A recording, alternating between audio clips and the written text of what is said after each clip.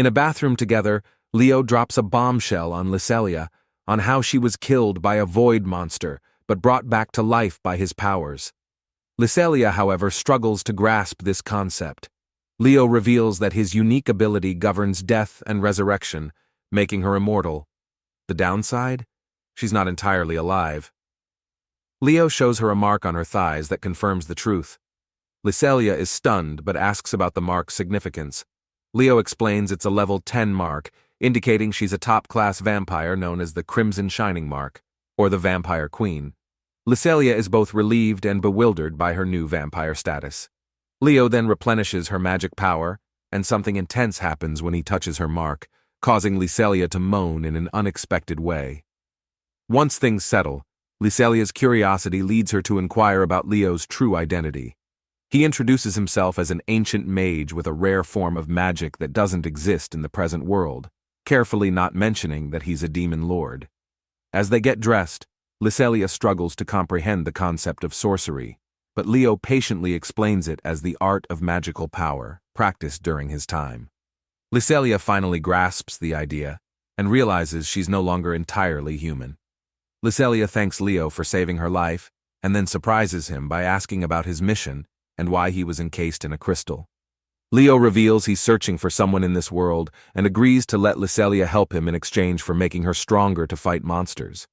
They then make a deal. Outside, Lelia proposes what if she revealed Leo's identity to the officials, but Leo warns against it, as her identity will also be known as a vampire, fearing exposure of her own vampire identity.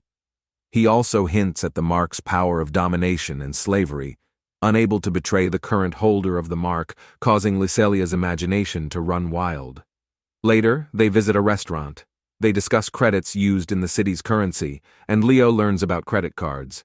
He mentions that he could live as a commoner with a single redo a gold coin, but Leo is startled to find out the city has its own currency. Nervously panics, as he'll have to pay for his own meal, but Lelia assured him she'll offer to pay for his meal. A girl then approaches, complimenting his gold coin. She introduces herself as Sakuya Jikurinde and reveals that she learned about Leo's existence from Elfine. Sakuya shares her desire to eliminate monsters as revenge for her village's destruction. Leo notices Sakuya's traditional clothing and learns about her village's fate. They enjoy a meal together, and Leo asks Sakuya about her uniform. She's one of students excluded from an academy violation, while having an impressive record of subjugating monsters. Not many people have. At the training ground, they meet Digras Alt, who oversees Leo's registration process. Leo reveals he's a support type. He's tasked with defeating a void simulator machine as a test, which he destroyed easily. But then, a holy sword user named Muzel challenges him. Lelia then joins the fight, and it turns into a 5 versus 2 match, instead of a 1 versus 1, causing tensions to rise. Lelia and Muzel make a deal that involves her joining Muzel's platoon if they lose, and Leo adding his condition that Muzel will stop bothering Lelia if they win. The battle is set to begin, with Digras Alt closely monitoring the situation. In the heat of their battle, Lelia lunges at Muzel with her sword, but Muzel's crafty subordinate defends against her attack. Leo, on the other hand, contemplates his next moves. He's aware of his overwhelming power, but doesn't want to reveal it just yet. So, he decides to play it cool. When one of Muzel's subordinates lunges at him, Leo casts a spell, summoning a shadowy hand that effortlessly grabs and disarms the opponent, leaving them stunned. As the crowd gathers to watch, Lelia can't help but taunt Muzel for hiding behind a girl, drawing cheers from the audience. Leo notices Regina among the spectators, and finds it odd that so many people are here for what's supposed to be an interrogation. Muzel, driven to anger, activates his holy sword and sends a lightning-charged attack toward Leo. Leo quickly responds by using his shadow hand to stabilize his opponent, although the shadow hand's shape raises some eyebrows in the crowd. While Lelia continues to duel Muzel, she gets hit, and Leo loses control of his shadow hand, letting his murderous intent slip through. The crowd starts to worry about the unfairness of the fight. Leo grapples with his inner turmoil but eventually decides to end the battle. However, before he can act, Lelia unexpectedly stands up and declares that she won't lose to someone like Muzel. This shocks everyone, including Muzel, who can't fathom how she's resisting his power. A sudden burst of light envelops Lyselia's sword, indicating that she can now wield a holy sword, something she had dreamed of from the beginning. In a swift motion, Lyselia slashes at Muzel, slicing his weapon and even a bit of his hair. Muzel, defeated and distraught, watches as his holy sword vanishes before him. Lyselia points her newly manifested sword at him and urges him to surrender. With the battle over, Regina rushes toward Lyselia and Leo in joy. After their triumphant battle, Lyselia and Leo made their way back to their dormitory, where they were greeted with a delectable feast in celebration of Lyselia's newly manifested holy sword and their victory. Regina, dressed in a maid costume, eagerly assisted them, adding a touch of whimsy to the festivities. Sakuya praised Leo for his performance, though Leo modestly deflected the credit, acknowledging that he had merely played a supporting role to Lyselia's prowess. Lyselia's newfound fame as the wielder of the holy sword started to spread, thanks in part to Regina's enthusiasm. Lyselia felt a bit embarrassed by all the attention, while Leo couldn't help but wonder if the timing of her sword's manifestation had any particular significance. Was it mere coincidence, or were there other factors at play? Perhaps her transformation into a vampire had something to do with it. Their conversation was interrupted by the arrival of Elphine, who presented them with a delicious meal to savor. As they dug into the food, Leo found himself sitting somewhat awkwardly between Lyselia and Elphine, feeling both flustered and lucky to be in such company. With the newly manifested holy sword in their possession, they brainstormed ideas for a suitable name, but couldn't settle on one that pleased Lyselia. She decided to leave that matter for later. Elphine then mentioned the need to register information about her holy sword, and asked Leo to visit her room later to register his biometrics for that purpose, a request he accepted without hesitation. As they chatted, Leo found himself in an enviable situation with the company of beautiful maidens with irresistible offers, but Lyselia firmly declined any offers of separate rooms for Leo, insisting that he stay with her. She argued that as his mentor, it was her responsibility to look after him, and besides, her room had more space. Leo agreed to share a room with Lyselia. Regina couldn't resist sharing a rather embarrassing tidbit about Lyselia's sleeping habits, warning Leo to be cautious. Leo, despite any potential inconveniences, felt content and grateful for the camaraderie of the girls, making it a comfortable life, at least for the time being. Leo found himself in Elphine's room, expecting to register his holy sword, but little did he know that the process would take a rather unexpected turn. Elphine entered the room and apologized for the wait, signaling the beginning of the registration process. As they sat down, she dropped a surprising request. Leo needed to remove his upper clothing.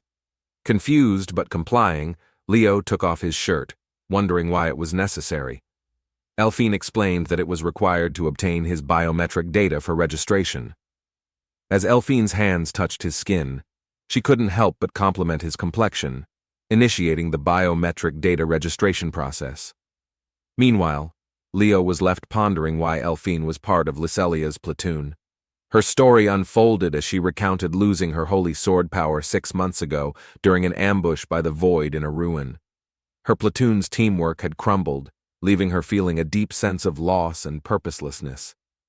Despite the Academy's reluctance, Lyselia had urged her to join their platoon, eventually convincing her. With the registration process completed, Elphine mentioned syncing it with Leo's terminal. However, she couldn't help but notice something rather comical on her tablet, a comment that said, "He's got a pretty face but looks at breasts." Leo was flustered that even something like that had been collected, and Elphine playfully advised him not to be a perv. Leo's attention then shifted to the assault garden map, piquing his interest. He requested Elphine to send the information to his terminal, which she readily did. Back in Lyselia's room, Leo analyzed the map, studying Void characteristics and tendencies. He couldn't shake the feeling that the Void might have transformed into ancient demons, a theory that left him conflicted. Leo decides that he would like to investigate the hive on the ocean floor for more clues. Suddenly, Shirley, the demon lord's maid, made her presence known and greeted Leo upon her return. She began to share information she had gathered, including details about food, drinks, and more insightful knowledge about the world. Leo was initially concerned that her findings were limited to food, but she reassured him that she had collected other valuable information. Shirley explained that the people in this world were unaware of the Demon Lord, the situation with the ancient gods from 1,000 years ago, and the history of the 6 heroes. Leo was grateful for the explanations, but couldn't help but notice the maid's jealousy when she heard about making someone a kin. She expressed her jealousy by saying "Baka" to the Demon Lord. Deep in his thoughts, Leo wondered if the person he longed to see would reincarnate in this world. He was willing to give his life for her, pondering the mysteries of this unfamiliar world. Suddenly, Lelia emerged from the bathroom, wrapped in just a towel, with the bathroom now available for use. Leo found himself caught off guard, both embarrassed and intrigued by the unexpected sight before him. Leo found himself in the middle of a dream, reminiscing about a past where a Saint Sword hero named Leonis Schelt had been betrayed and assassinated by the kingdom's nobles. In his dream, a girl named Rosalia Ishtaris, known as the Goddess of Rebellion, questioned Leonis about his views on this world. He confessed his indifference, having lost faith in it. She shared her plans of rebelling against the world and asked about his goals, leaving him with the image of a beautiful person he longed to meet. As Leo woke up, he was surprised to be sleeping next to Lelia, dressed comfortably in her pajamas. He tried to wake her but resorted to using his kin powers to get her attention. Lelia explained that she had moved him from the sofa to avoid catching a cold, which didn't seem to bother Leo at all. However, he noticed a mark on his neck and jokingly asked if she had given him a love bite while he was asleep. To his surprise, she confessed to doing just that, explaining that vampire instincts tended to manifest at night. Leo didn't mind, but requested a warning next time. Lelia inquired about his plans for the day, and he mentioned heading to the library. She corrected him, revealing that their curriculum included a morning training program at the grounds. Leo had no memory of signing up, but learned that Lelia had signed him up, with her being the guardian to train with Leo as promised previously. He agreed to join her. At the training ground, Lelia reserved a private spot for their training. Leo devised a training method, instructing her to give it her all. He set up practical monsters suited to her power and skills, and Lelia, eager to prove herself, activated her holy sword and battled undead skeletons. Leo noticed her sword skills and asked if she had a teacher, to which she confirmed that her father had been a holy sword knight who had trained her. Impressed, Leo raised the difficulty by summoning packs of skeletal creatures, but Lelia managed to defeat them. Proud of her growth, Leo offered to help refill her magic, but she hesitated and declined. After training, Lelia invited Leo to go shopping with her, although he had other plans due to his hunger. Lelia's persistence eventually led him to accompany her. He asked if they were going to a restaurant, and Lelia gave a half-truth, mentioning that it was originally a restaurant, but presently a shelter that took in abandoned children. As they entered the orphanage, Leo couldn't help but feel jealous as he saw Lelia being surrounded by joyful children. One of the kids, curious about the boy with Lelia, learned that he was a rescued child from the ruins and a holy sword knight. Excitedly, they all crowded around Leo with admiration. Lelia stepped out briefly, leaving Leo to interact with the children. They were fascinated by his title as a holy sword knight and his uniform, urging him to show them his holy sword. Lelia back. Before he could comply, an earthquake shook the ground, causing concern. They rushed outside to find a pack of large monsters heading their way. The girls, worried about the missing 13th platoon, they realized that something had gone wrong and reported it to the administration. Amidst the chaos at the Holy Sword Academy, the military assesses the situation as an invasion rather than a massive outbreak of monsters. Acting Commander Castris Nakau takes the lead and explains the dire circumstances to his troops. He suggests evacuating the citizens, forming a counterattack strategy, and identifying the monster's leader while the platoons focus on assisting in the evacuation. Back at the girls' dorm, preparations are in full swing as they gear up to defend their home while aiding citizens in their evacuation efforts. Just when they think they've seen it all, a Hydra-like monster makes a menacing appearance. Meanwhile, Lelia takes charge, urging everyone to retreat to the shelter and take cover. As new types of monsters continue to emerge, Lelia, though slightly frightened, leads the fight to defend the shelter and its children. However, her initial attacks prove ineffective against the monstrous void. She retreats to strategize with Leonis to find a way to counterattack. Together, with Lelia in the role of the attacker and Leonis providing support through deadly spells, they mount a fierce offense. Leonis chants a powerful spell named Zemesh's Jura, conjuring a giant meteor aimed at the dragon-like monster. Unfortunately, the attack falls short. Undeterred, they fight on, with Leonis eventually resorting to summoning Blackas and unleashing his 10th grade spells.